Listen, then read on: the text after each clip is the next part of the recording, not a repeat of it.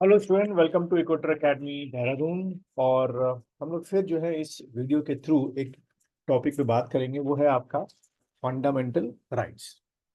तो ये जो एक ऐसा टॉपिक है इंडियन पॉलिटी का, इससे भी आपके प्रीलिम्स हो आपका एग्जाम या मेंस का एग्जाम हो, ये एक ऐसा टॉपिक है जिससे क्वेश्चन आपके एग्जाम में अ, आते हैं। तो अगर हम बात करें, एक जो क्लासिफिकेशन दे रखा है कि फंडामेंटल राइट जो है, सबसे पहले आपको क्या रखना है, किस पार्ट में आपका आता है। It comes under part third of the constitution. ठीक है, तो एक हो गया आपका part third of the constitution. ठीक।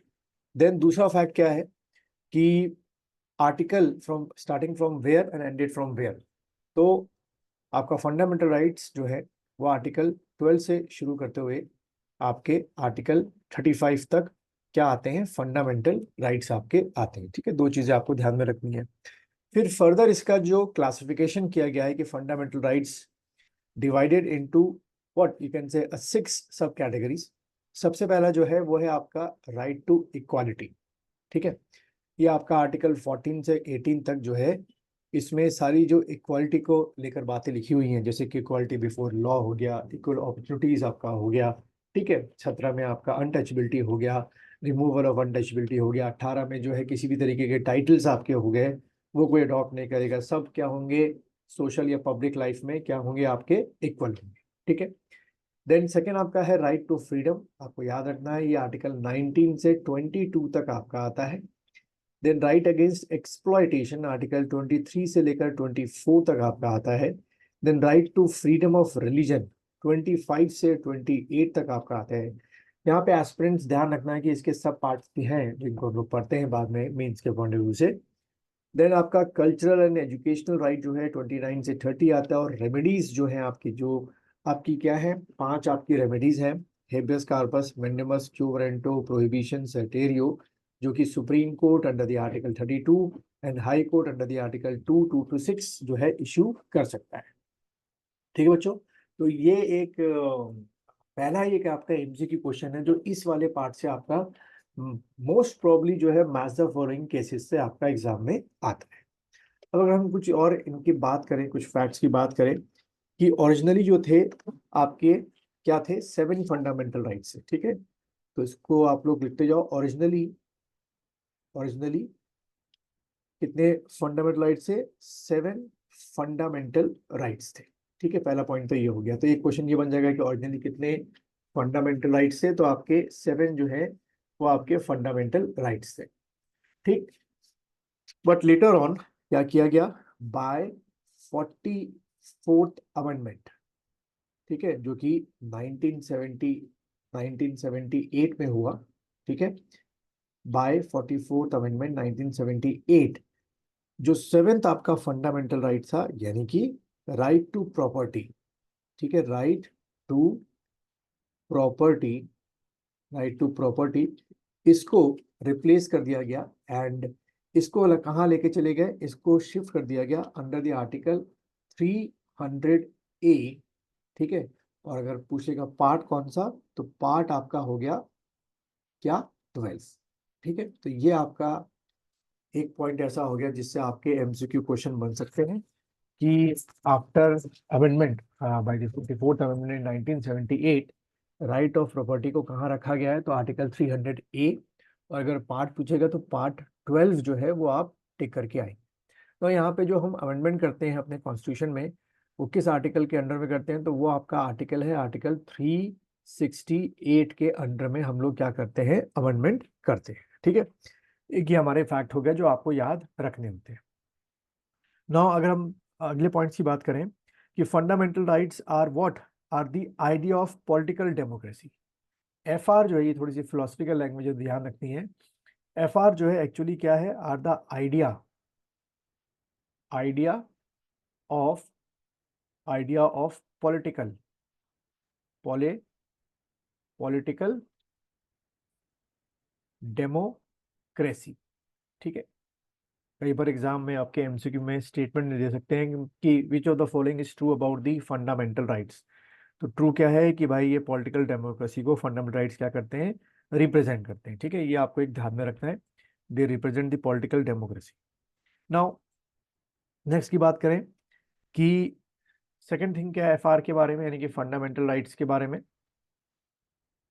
दे आर व्हाट जस्टिबल, मींस अगर आपको आपके फंडामेंटल राइट्स नहीं मिलते हैं, और नहीं मिलने की बहुत ही वजह है, कोई आपका प्राइवेट बॉडी यानी कि कोई भी हो सकता है, या पब्लिक बॉडी यानी कि कोई भी गवर्नमेंट एजेंसी ऑफिसर आपसे आपके फंडामेंटल राइट को स्नैच करने की कोशिश कर रहा है, तो you can go to the what court. तो हम कह सकते हैं कि fundamental rights are enforceable, fundamental rights are enforceable by court. ठीक है, कोर्ट जो है उसको इन्फोर्स करता है। तो ये कीवर्ड हो गया है, एग्जाम में इसी कीवर्ड से रिलेटेड क्वेश्चन काफी बन जाते हैं कि, क्योंकि स्टेटमेंट वाले क्वेश्चन देखो आपके प्रीलिम्स के एग्जाम में ज्यादा आते हैं, क्योंकि आपको पता ही है आपका जो आईएफएस का पेपर है, यानी कि वही पेपर किसका है, सिविल सर्विसेज का पेपर है। कॉम्बो पेपर आपका होता है, दोनों को एक ही, जो एस्पिरेंट्स होते हैं एक ही पेपर दिया जाता है, और कट ऑफ दोनों की अलग अलग जाती है, वो अलग है। तो हार्डनेस पेपर की वही रहेगी जो एक आईएएस पेपर की होती है, भाई वही जो पेपर दे रहे होते हो। तो इन जस्टिबल है मीन्स या इन्फोर्सेबल बाई कोर्ट है, जिसके लिए आपको कोर्ट जाना पड़ता है, और वो कोर्ट में आप जो मैंने बताया अभी ऊपर, रिट्स जो आपकी होती हैं, habeas corpus, mandamus, quo warranto, certiorari, उसकी मदद से आप ये अपने फंडामेंटल राइट्स को क्या कर सकते हैं, क्लेम कर सकते हैं। ठीक है, नेक्स्ट फंडामेंटल राइट्स, बड़ा ही स्पेशल ये एक नोट है। फंडामेंटल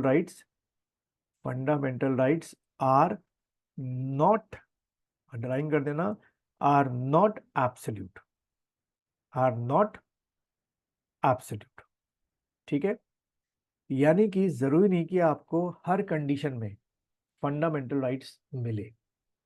पर अभी तो आप बोल रहे थे, या हमने पढ़ा कि justiciable, injusticiable by court and enforceable by court आपका होता है, तो फिर कैसे नहीं मिलेगा। देखो इसका सबसे अच्छा एग्जाम्पल हम देख लेते हैं, 2020 में जब आपका कोविड आया था, तो तुरंत लॉकडाउन लगाया गया था, यानी कि कोई भी घर से बाहर नहीं निकलेगा। जबकि अगर आपने फंडामेंटल राइट्स डिटेल में अब तक पढ़ लिया होगा, तो वहां पर आर्टिकल 19 जो है उसके जो सब पैराज हैं कि you can go anywhere in any part of the country. तो जब आपके कर्फ्यू या लॉकडाउन लगा था, तो आप बाहर निकल के पुलिस फोर्स को ये नहीं कह सकते थे कि आर्टिकल 19 में ये लिखा हुआ है कि I can go in any part of the country, क्योंकि उस समय आपका निकलना यानी कि डिजीज को स्प्रेड होना या इन्फेक्शन होना हो सकता था। यानी कि आपको क्या दिया गया, एब्सोल्यूट नहीं है, आपको लॉजिक दे के भी फंडामेंटल राइट्स आपसे लिए जा सकते हैं, एक्सेप्ट किसको छोड़ के, सारे फंडामेंटल राइट्स आपसे थोड़े टाइम पीरियड के लिए टेम्परेरी तौर पे सीज किए जा सकते हैं। एक्सेप्ट कौन से फंडामेंटल राइट्स हैं, जो कोई भी लॉजिक, कोई भी बहाना माना के गवर्नमेंट आपसे नहीं ले सकती है। That is article 20 and article 21। ये दो ऐसे राइट है जो गवर्नमेंट आपसे कोई भी कंडीशन आ जाए नहीं ले सकती। ऑलराइट, तो ये कुछ फंडामेंटल राइट्स के बारे में एक इनिशियल इंफॉर्मेशन थी। इससे भी आपके एक या दो क्वेश्चन आपके प्रीलिम्स के एग्जाम में बन सकते हैं। हम लोग जो है 5 जुलाई 2024 से अपना आईएफएस का नया बैच शुरू कर रहे हैं ऑनलाइन, और अगर आप इस बैच को ज्वाइन करना चाहते हैं तो डिटेल्स के लिए ये जो मेरा व्हाट्सएप नंबर है इसमें मैसेज है, मैं आपको जो पूरी डिटेल्स है वो व्हाट्सएप पे भेजूंगा, और आप 5 जुलाई से अपनी क्लासेस को शुरू कर सकते हैं।